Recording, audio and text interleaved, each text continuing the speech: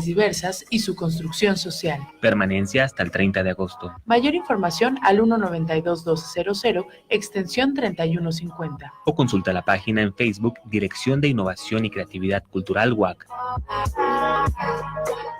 Radio Universidad 89.5 FM, transmitiendo para ti las 24 horas del día desde el histórico Cerro de las Campanas, Querétaro. Radio Universidad. La cultura universal.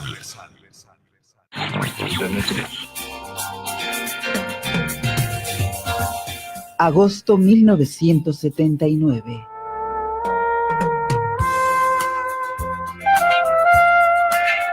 Agosto 2018. Radio Universidad. 39 años al aire.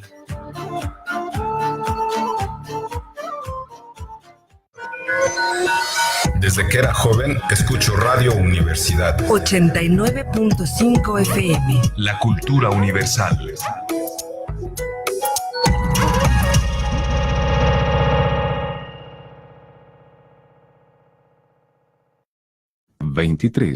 Tres minutos.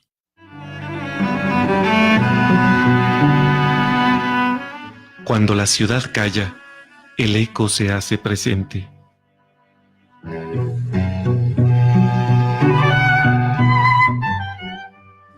Ecos de la noche. Relatos oscuros y de misterio.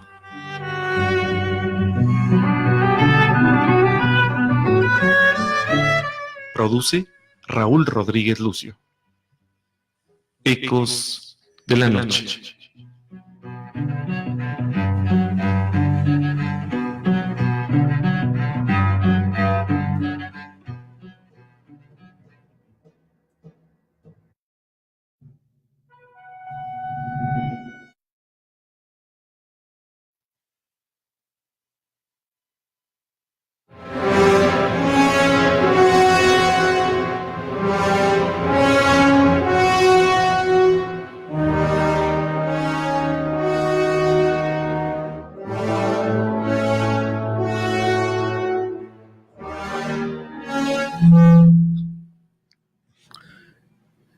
Ecos de la Noche presenta en estos temas que se han estado dando sobre la muerte de Hitler, nos vamos a empalmar con lo que es el fin de la Segunda Guerra Mundial, el destino, la derrota de Alemania, la batalla de Berlín, todos los hechos ocurridos después de digamos, de la rendición de Alemania, como el proceso de Nuremberg, la caída de Japón y, por supuesto, las bombas atómicas que se le aventaron.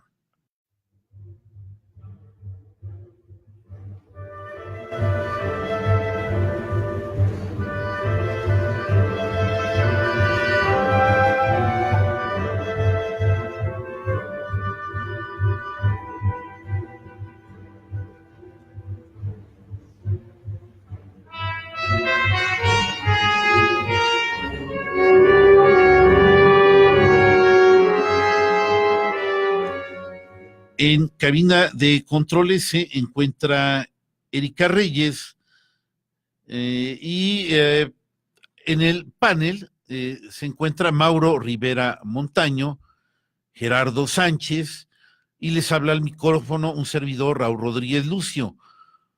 Nuestro teléfono en cabina es 1-92-12-93. Para mensajes de texto tenemos el 44-23-22-10-77. Y bueno, ahorita hay señal de Facebook en Radio 89.5 FM Universidad y trataré de pronto compartirla a la página de Ecos de la Antigüedad.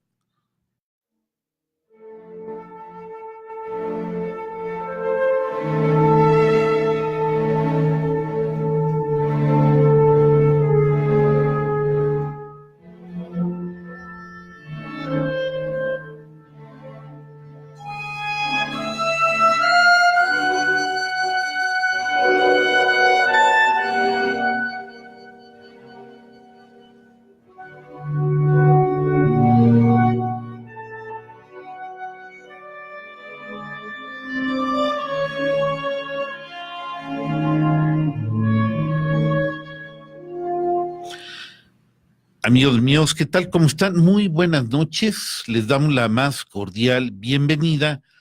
Aquí, bueno, estábamos hablando de misteriosas muertes hasta llegar finalmente a analizar la de Adolfo Hitler, que mi compañero Gerardo Sánchez, bueno, describió muy bien hace 8 días, pero por supuesto, como este tema es sumamente rico, atractivo, da para mucho, ha sido un baluarte en tiempos antiguos de la producción Ecos de la Antigüedad, ya hace algunos ayeres.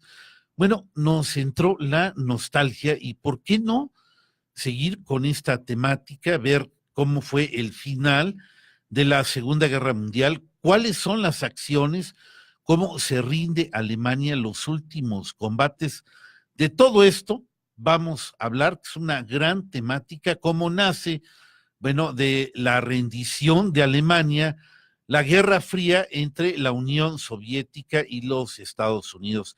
Estos siempre han sido grandes temas de estas producciones, pero saludo, Mauro Rivera, hazte para acá porque no sales en la camarita, por favor, mira, aquí está tu silla. Muy buenas noches y bienvenido, Mauro, ¿cómo estás?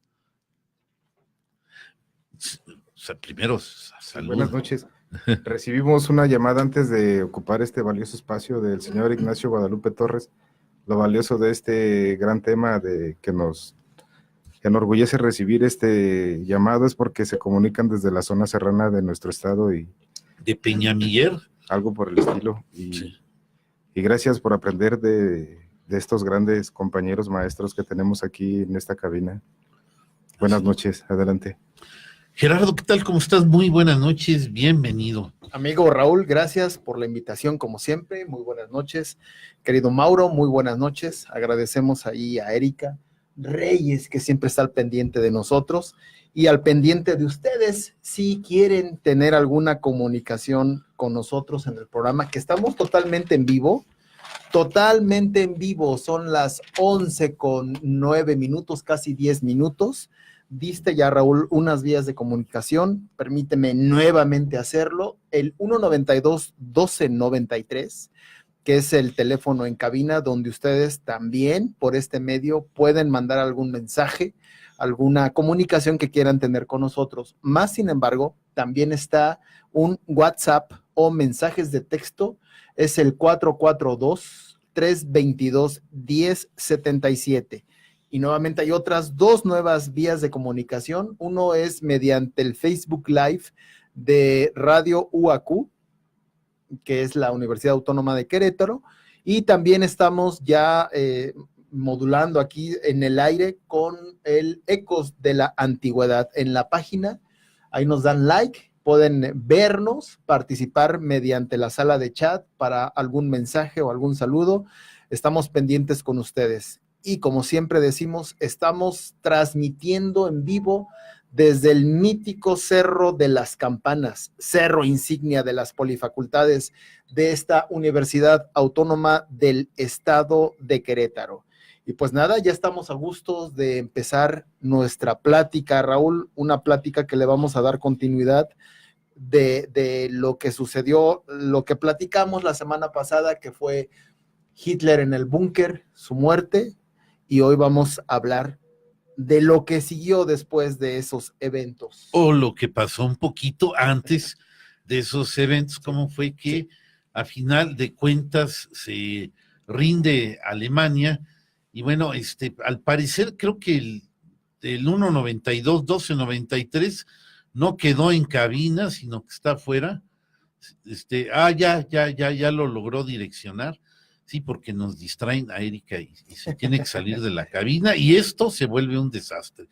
Vamos a ir con un poquito de música que tenemos para ustedes e inmediatamente damos inicio a nuestro programa.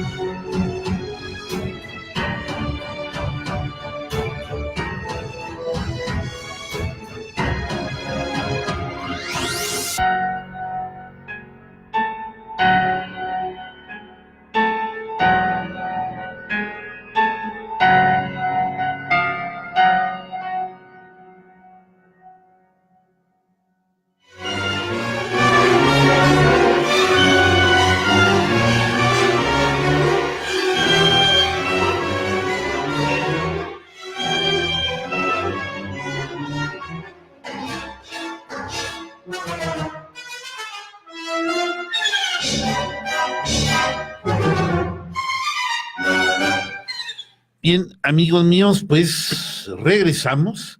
Ya perdí la señal aquí, pero bueno, no hay alguien a quien saludar, Sí, Gerardo. sí, claro que sí.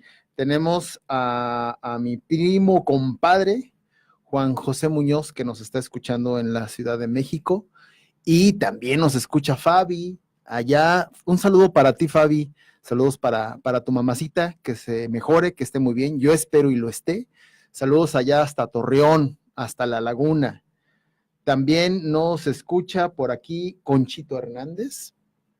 Nos escucha también mi esposa Eva, que está muy pendiente de lo que estamos narrando el día de hoy. Conchito Hernández, sí. Juan José Muñoz Ramírez. Mi primo. Aquí ya lo vi. Y Caramelo Caramel. Ya, aquí están. Saludos. Muy bien. Pues, saludos a todos ellos. Bien, vamos a comenzar contigo, Gerardo, en lo que hilamos las Muy temáticas, sí. Comentábamos la semana pasada que finalmente Hitler decide quitarse la vida el lunes 30 de abril. Aproximadamente a las 3:30 se escuchan las detonaciones dentro del búnker, con las detonaciones que era en la 100, que le da un balazo en la 100 Hitler a su esposa. Previamente se había ingerido ya las ampolletas que tenían el cianuro, mismo igual Hitler, y se da un balazo. Después, bueno, creman los cuerpos. Esa misma tarde, en la nochecita, llegan los rusos y toman Berlín. Pero la guerra no termina aquí, ¿cierto? O sea, estamos hablando del 30 de abril, y del 30 de abril a agosto, 6 de agosto y 9 de agosto, que es cuando Estados Unidos mete unas bombas a Japón, estamos hablando todavía de unos 3 meses, 2 meses y medio, 3. Entonces, ¿qué fue lo que sucedió en esta parte de la historia? Una vez que incluso antes de que Hitler muriera en el frente italiano, unos alemanes, Mussolini. Bueno, Mussolini, Benito ya había muerto, pero los alemanes que estaban en este frente, en Italia, Sí. Básicamente en Nápoles, los generales, ellos llevan 1 millón de firmas alemanes de sus soldados queriendo, francamente ellos rendirse. Entregaron el puesto, por así decirlo, en Nápoles. Les favorece el mariscal de campo que tenían ahí, el americano, que era Dwight Eisenhower. Finalmente él pues, acepta la rendición. Eso fue el 29 de abril, un día antes de que Hitler se tomara la decisión de suicidarse. Mas, sin embargo, igual siguen pasando cosas. Himmler, que era el segundo hombre más poderoso de Alemania, que él era el jefe de la policía de las SS, él pensaba, le decía a su gente que 1 hora al estar hablando con Dwight Eisenhower, él podría convencerlo de que él tenía el poder de Alemania junto con su policía de aplacar a los alemanes y de tener la paz. Pero no fue así. Finalmente, él pensaba que vistiéndose de civil mejor podría escapar de Alemania. Los americanos no lo conocían, vaya, el filtro donde estaban los americanos, los militares, toman a varios civiles, entre ellos finalmente se dan cuenta de que hacen reverencia a uno de ellos, los civiles, y preguntan y se dan cuenta que era Heinrich Himmler. Él lo tienen preso, se está dando cuenta de su posición, y cuando le iban a hacer un examen bucal, porque ya lo tenían lo tenían cuestionando, lo estaban preguntando, él muerde una ampolleta que traía de cianuro y pierde la vida. Esto fue como el 23 de mayo, ¿sale? Pero esto sucede en Alemania. Incluso esto sucede en mayo, el 23, pero el 7 de mayo de 1945, los alemanes finalmente mandan un séquito para hablar con Eisenhower y decir que están listos para rendirse bajo las condiciones de que se les respetara el rango militar que tenían los alemanes y sobre todo de que las tropas alemanas que estaban en los frentes enemigos se tuviera una cierta compasión y regresaran todos para construir un nuevo Alemania. Obviamente los americanos dicen, queremos la rendición sin ningún obstáculo, sin ninguna promesa para ustedes. Es rendición total. Ya no estaba el presidente de los Estados Unidos, que era Franklin Delano Roosevelt. Él había muerto casi un mes antes. No le tocó saber que Hitler se hubiese suicidado, pero sí le tocó al siguiente presidente, que fue Harry Truman, ¿no? Él no era un militar de carrera. Él era el vicepresidente de Franklin Delano Roosevelt, y él dijo, queremos rendición de los alemanes, pero sin ninguna preferencia para nadie. Finalmente aceptan la rendición el 7 de mayo de 1945, se hace público hasta el 8 de mayo, un día después. Obviamente Inglaterra y Estados Unidos y los aliados, los franceses, estaban totalmente a gusto, felices, eufóricos. El 8 de mayo de 1945, en Europa, la parte que tenían afectada como Francia, como Italia, los mismos ingleses y algunas partes de Alemania, después de casi 5 años, 4 años, prenden la luz de noche, Raúl. Sí. ¿Cierto? O sea, es la manera en que ellos festejaban. Tener luz, gritar, estar eufóricos. Y sin embargo lo estaban, pero la guerra aún no terminaba, Raúl. Claro, un detalle sobre las rendiciones. Los alemanes estaban conscientes que la rendición se les iba a pedir a discreción, ya sea por parte de los norteamericanos o de los rusos. Ahí no iba a haber perdón, pero aún así el instinto les decía que tenían que rendirse a los norteamericanos y que ojalá ellos o los ingleses dispusieran de todos los castigos y que los bolcheviques en la menor medida de lo posible se quedaran a un lado. Entonces hay un primer pacto de rendición que se da el 7 de mayo, aparentemente a 1 hora, pacto que por supuesto la Unión Soviética y Stalin no reconocieron en ningún momento, puesto que la parte absolutamente agredida de la Segunda Guerra Mundial era la Unión Soviética, y los que realmente habían hecho el trabajo de recuperación de territorio y habían fincado de manera efectiva la derrota de Alemania era ni más ni menos que la misma Unión Soviética. Así es que por muy pocas ganas que tuvieran los norteamericanos e ingleses, pues estaban obligados a aceptar primero la voz de Stalin. Se vuelve a hacer un tratado similar, se firma unas horas después, pero ya con los soviéticos. Y finalmente ellos van a tener preferencias sobre las condiciones de la rendición de Alemania y de lo que se iba a hacer con los territorios.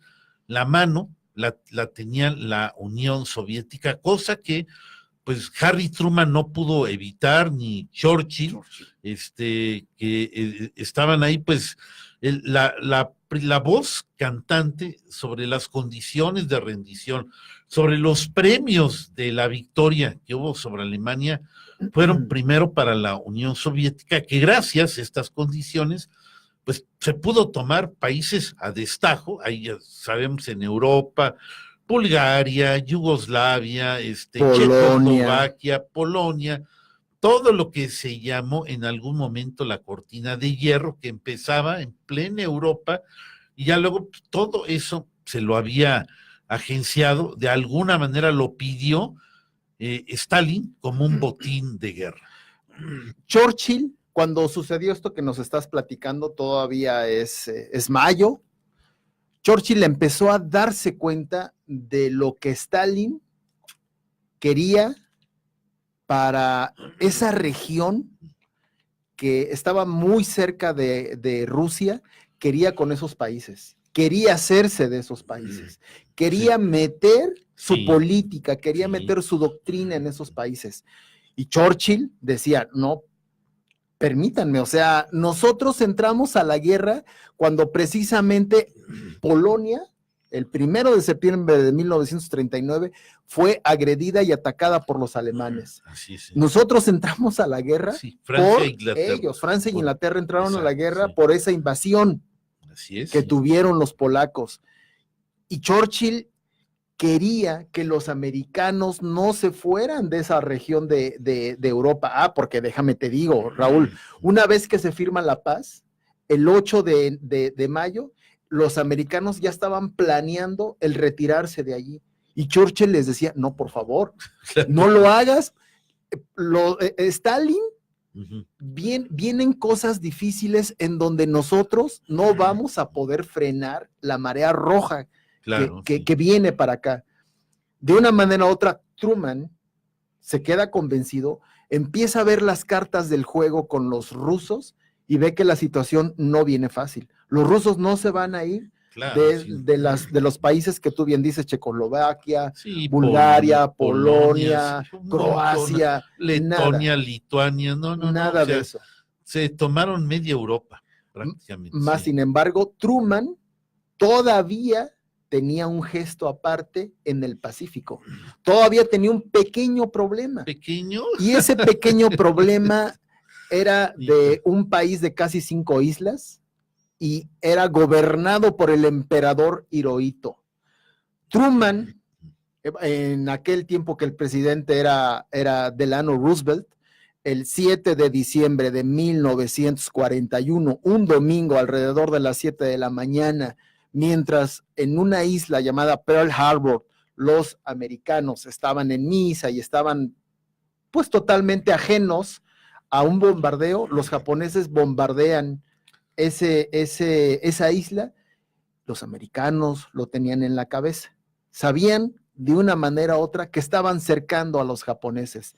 Y era una guerra entre los estadounidenses y los japoneses, porque no estaban ni los ingleses, no estaban ni los franceses, era totalmente entre ellos. Sí. Y Raúl, los estadounidenses nunca se percataron de la ideología de un gran país como Japón. Cuando ellos empezaron a darse cuenta de que eran atacados por kamikazes, no lo podían creer. Es decir, pilotos japoneses dentro de un avión caza, es decir, cazas, aeronaves, ¿no? Se iban y se estrellaban contra los buques. Así es. Americanos. No lo podían creer. ¿Cómo es posible que perdieran la vida de esa manera? Bueno, tan era posible que los americanos no podían avanzar tanto hacia las islas cercanas al Japón. O sea, realmente no habían tomado prácticamente nada importante de Japón. O sea, Alemania ya se había rendido y Japón estaba al 80 o 90% todavía completito. ¿Y sabes íntegro y lejos de que se rindiera, todavía muy fuerte y con un problemón, y obviamente ni Inglaterra, ni la Unión Soviética parece que empieza a atacar ahí por el norte de Japón. En Manchuria, pero Manchuria, no en el mar. No en el mar. No en el mar, sí. Entonces, los americanos, lo más cerca que tenían eran unas famosas Islas Marianas, que todavía estaban como a 5,000 kilómetros de distancia, o sea, sí estaban separados. Sí. Los Estados Unidos hacen un plan y pretenden tomar una isla japonesa llamada Iwo Jima, que estaba alrededor de 2,500 kilómetros de Japón. Sí. Les costó Tokio casi, será. les costó casi un mes el poder recuperar, no, el poder tomar esa isla, que era muy importante porque tenía un aeródromo y era un centro de abastecimiento de 2,500 kilómetros a 5,000 que tenían desde las Marianas, que era una gran distancia. Para que se den una idea, amigos, podríamos estar hablando desde Ensenada a Mérida, ¿no? Algo así, o sea, una gran distancia. Finalmente, durante casi un mes, toman Iwo-Jima, que era una isla, muchas bajas estadounidenses, también hubo bajas japonesas, pero los japoneses no se inmutaban. Ellos seguían peleando fuertemente. Después de que toman esta isla, se van lo más cerca posible a Japón y llegan a la parte baja del archipiélago de Japón. Así, sí. Y toman esta pequeña isla. Me quiero acordar el nombre. Ahorita se me viene a la cabeza. Sí. Finalmente llegan los americanos y también pasan unos días y logran tomar la isla. Logran tomar la isla, obviamente, a cañonazos. Primero con aéreo, un ataque aéreo, Sí. pero también había acorazados, Sí, en sí, donde desde estaban sí. dándose con todo, Raúl. Muchas bajas. Perdieron más de 60 aviones los americanos. Lo mismo, perdieron todavía un poco más los japoneses. Los japoneses fue cuando se intensificaron precisamente sus aviones cazas, matándose, estrellándose contra los buques, contra los acorazados americanos. Finalmente, cuando los americanos toman esta pequeña isla, hombre, ya están a casi 500 kilómetros de Japón. Y cuando están a 500 kilómetros de Japón, ya pueden abastecerse todavía más y empezar ya lo que sería la invasión a Japón, ya mediante ingresar, Sí, ya en carro, ingresar ya con lo sus que es el país, tanques, pero con aún sus así, buques. estamos hablando de mucho tiempo, de que faltaba, o sea, no, todo esto iba a costar muy caro, mucho tiempo, muchas vidas norteamericanas, y estaba, con todo y todo que había progreso, se estaba, pues el tiempo estaba difícil para una invasión total. Bien, amigos míos, estamos ya a la mitad de nuestro programa. Tenemos que ir a una cortinilla musical. Saludos a Vicente Lugo Carpintero. Mi compadre en Tasco nos escucha. Sí, a Leticia Guzmán Rocha, que lo está viendo desde San Juan del Río y nos manda saludos. ¿Tú ves a alguien más? Joana Morales. Joana Morales. Nos manda muchos saludos al panel. En fin, pues muchas gracias de que estén viendo este programa. Nos vamos a ir a la identificación de nuestra emisora e inmediatamente les vamos a compartir otra melodía más de medio tiempo e iniciaremos la segunda parte de este programa. Radio Universidad 89.5 FM, transmitiendo para ti las 24 horas del día desde el histórico Cerro de las Campanas, Querétaro. Radio Universidad. La cultura universal.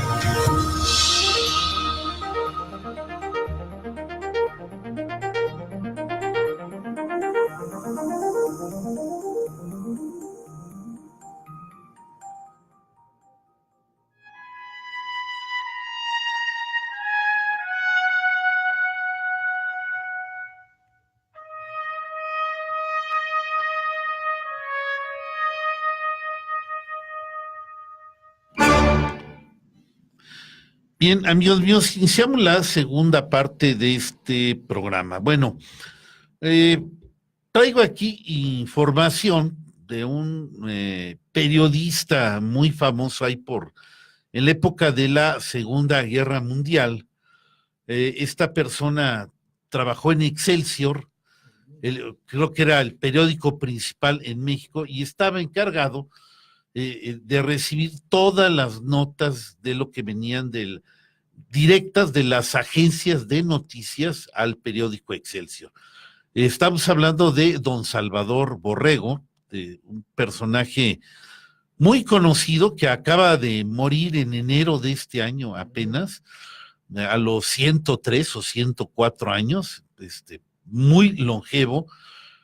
Estuvo en Ecos de la Antigüedad por el 2002 o 2003, hizo 4 o 5 programas, nos vestimos de manteles largos, incluso cuando vino mucha gente aquí a la estación con sus libros, a que se los dedicaran y se los firmaran.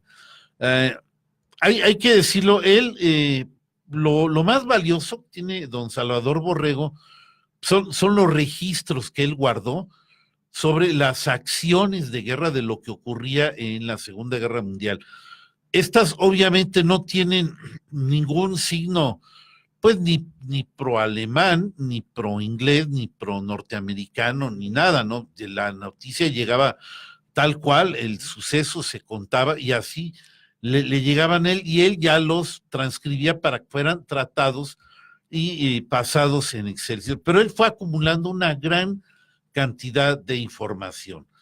Por supuesto, él tenía su opinión y podría parecer un pro-alemán o pro-nazi, porque él obviamente estuvo viendo momento a momento qué era lo que ocurría, dónde se exageraron las cosas. Aquí en Salvador Borrego se puede ver, por ejemplo, claramente que el dicho del que gana la guerra, escribe la historia, es totalmente verídico. Y entonces antepone, ante muchas historias de la Segunda Guerra Mundial, sus propios datos. Y claro, él va dando su opinión, como todo mundo tiene derecho y tiene una simpatía, y sí, hay un sesgo en sus obras. Su principal libro se llama Derrota Mundial. Me parece que la primera edición vio la luz allá por 1950 o 51. 53, creo. 53, la primera edición. Sí, o sea, apenas ni siquiera a los 8 años de haber terminado el conflicto. Yo creo que es la primera obra de historia de la Segunda Guerra Mundial que se hace completísima, con un gran detalle que realmente, pues uno no nos puede imaginar. Y él, bueno, estuvo, obviamente yo lo platicaré, tuve un contacto casual con las obras de Salvador Borrego. Voy a irme a mi infancia. Cuando tenía 10, 11 años vivíamos en la Colonia del Valle, y papá tenía un closet muy alto desde donde nos subíamos mis hermanos y nos aventábamos a su cama como si fuéramos Batman y Robin, y ahí hacíamos diablura en medio. Bueno, en ese closet hasta arriba de repente saco este libro, está aquí, ¿sí? Y lo empecé a ver, a ojear, y obviamente está lleno de fotografías que tienen derechos de autor, todas son de Salvador Borrego.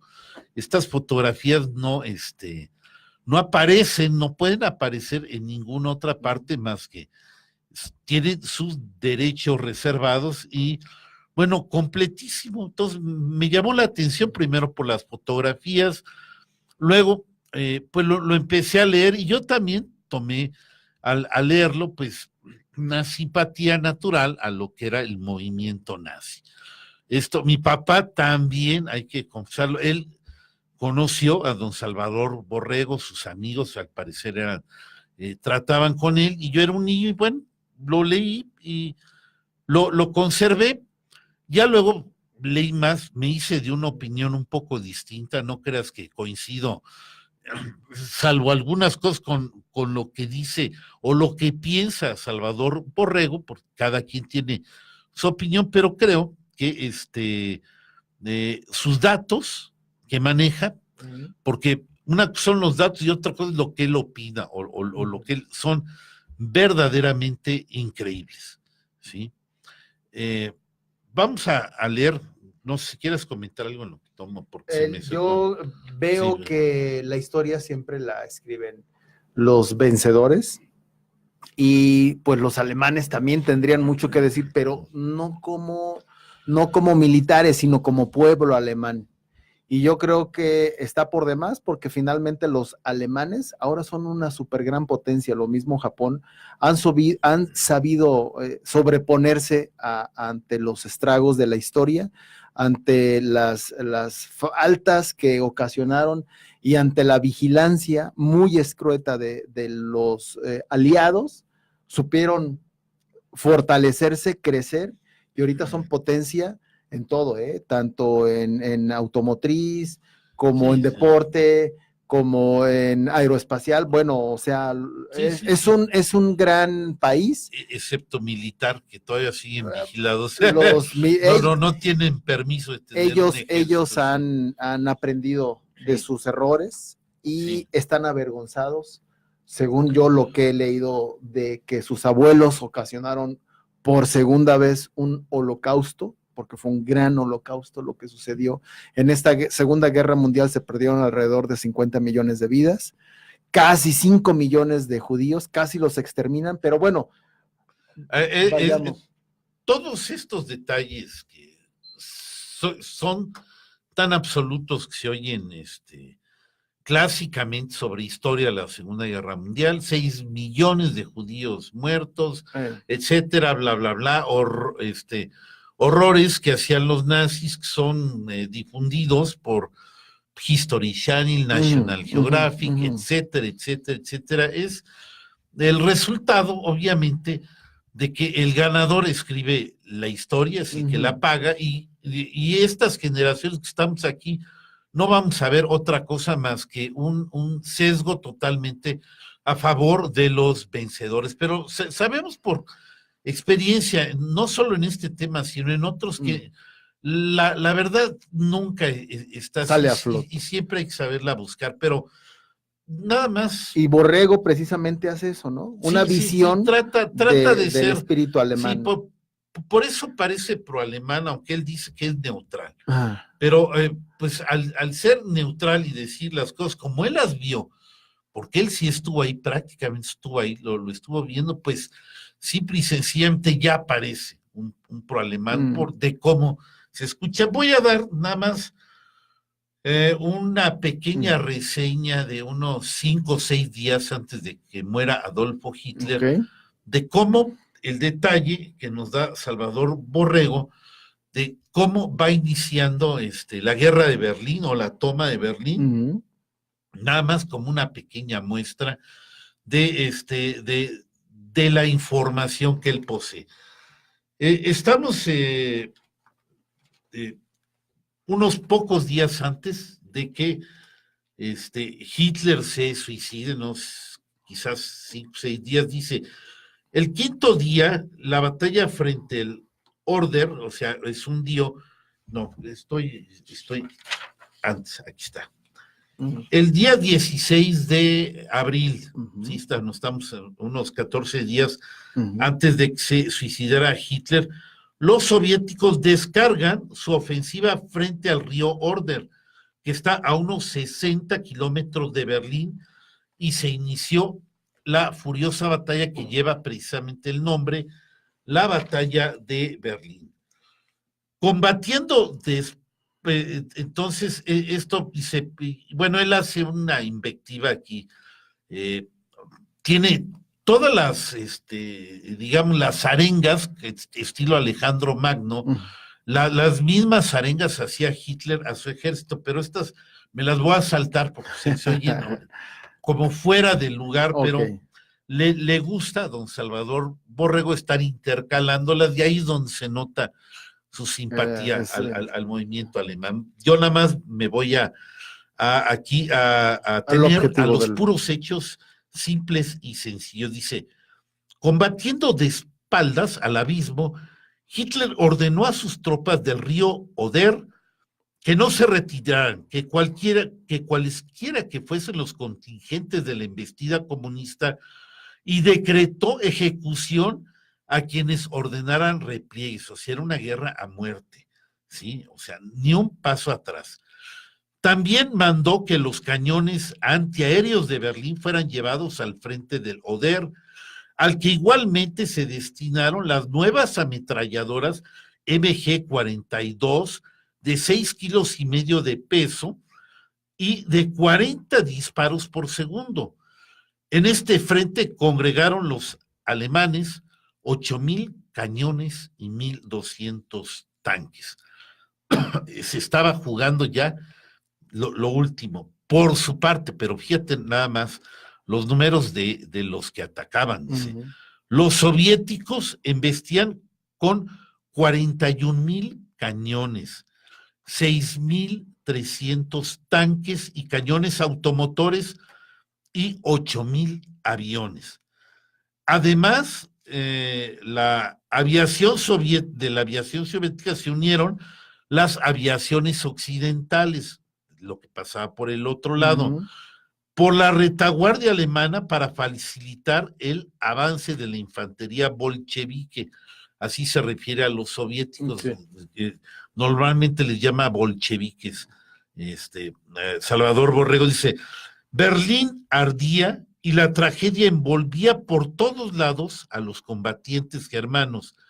Ese mismo día 16 llegaron a la Cancillería Eva Braun y el ministro Goebbels y su esposa y sus hijos. Entonces, al parecer, ahí yo creo que aproximadamente ese día entran al búnker. Que fue casi cerca del 22 de abril del 45. Sí, es bueno, pero ya la Cancillería llega en el 16 de abril. Durante 3 días, los soviéticos sufren bajas espantosas para cruzar el Oder y ampliar sus cabezas de puente. El frente alemán lucha con frenética decisión y parece sostenerse.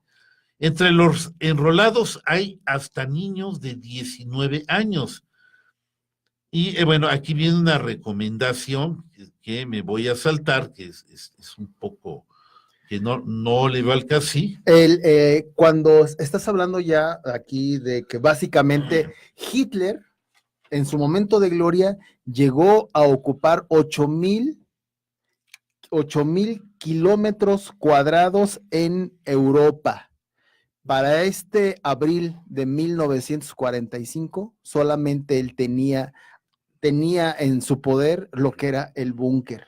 Un búnker que estaba 9 metros bajo tierra, que tenía 16 habitaciones, y Berlín básicamente estaba ya sitiado.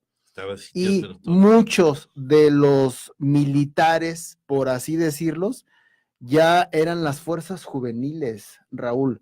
Estamos hablando de niños de 10 años en adelante, jovencitos. Ya los militares estaban en otros frentes, como lo dije en un principio, algunos ya se habían entregado en Italia, otros seguían en la pelea, pero ya estaban fuera.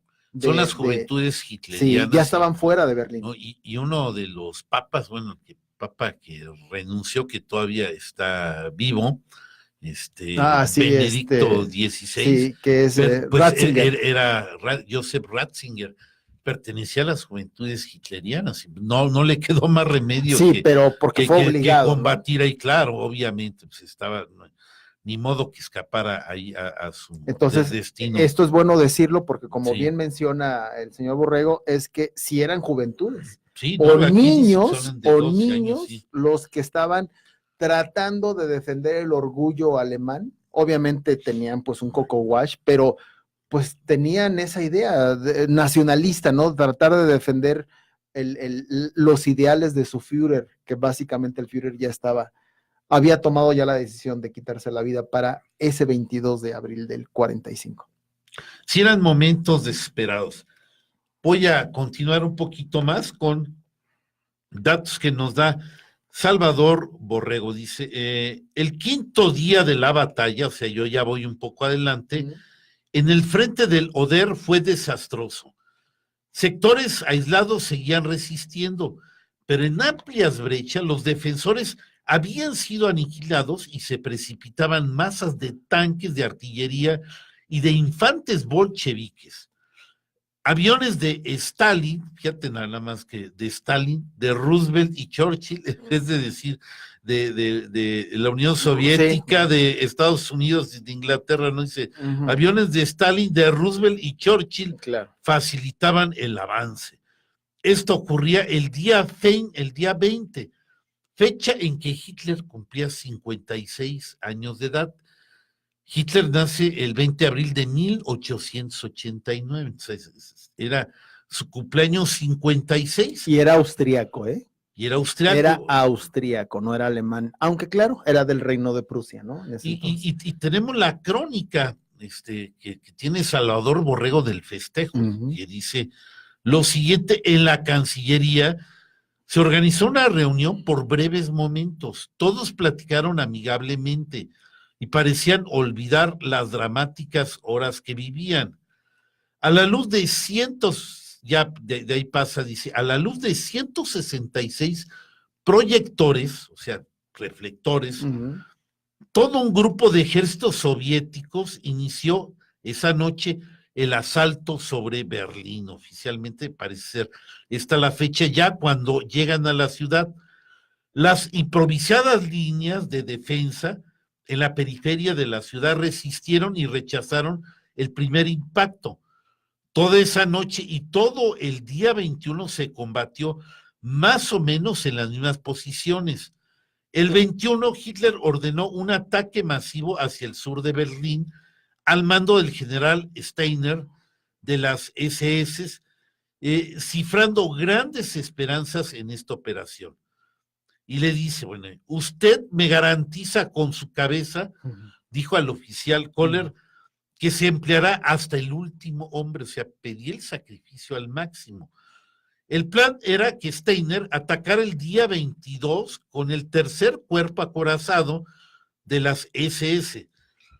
Decide desde el norte el general Buss, desde el sureste el 9º ejército del general Weng, y al oeste con el 12º ejército. O sea, tiene al detalle, paso a paso, lo que está ocurriendo. Más sin embargo, Hitler, ya estando en el búnker, por estas fechas en las que estás hablando, del 20 en adelante, Hitler ya estaba paranoico.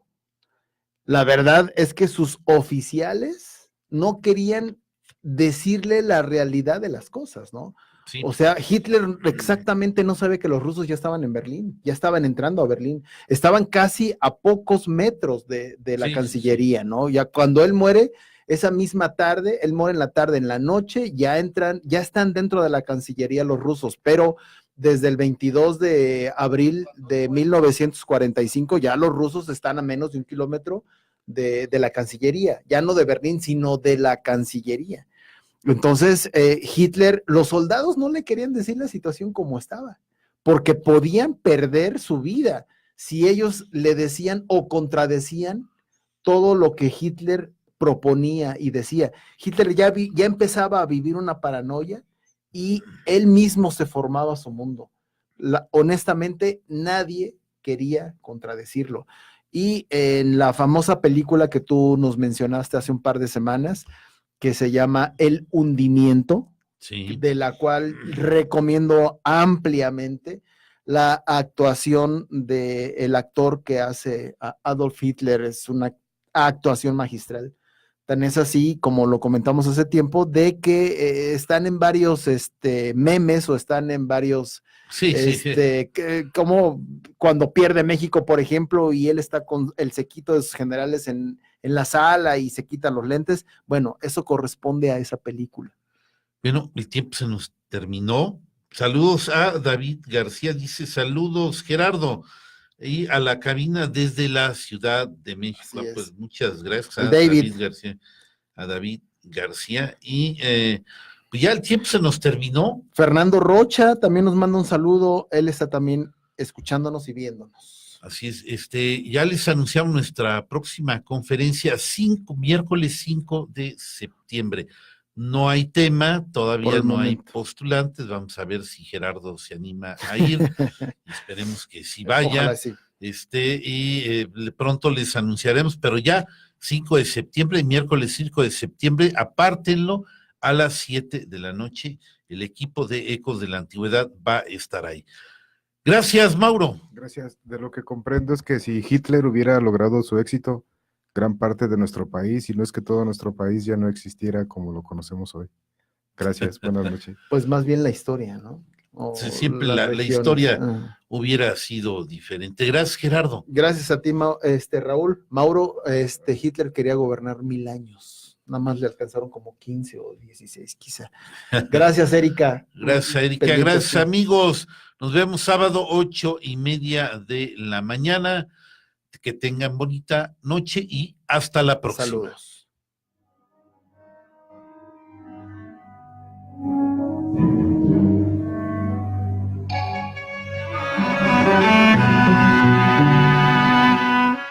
Cuando la ciudad calla, el eco se hace presente.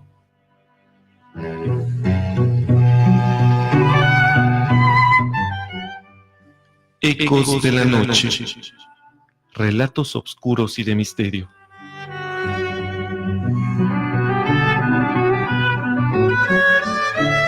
Produce Raúl Rodríguez Lucio. Ecos de la noche.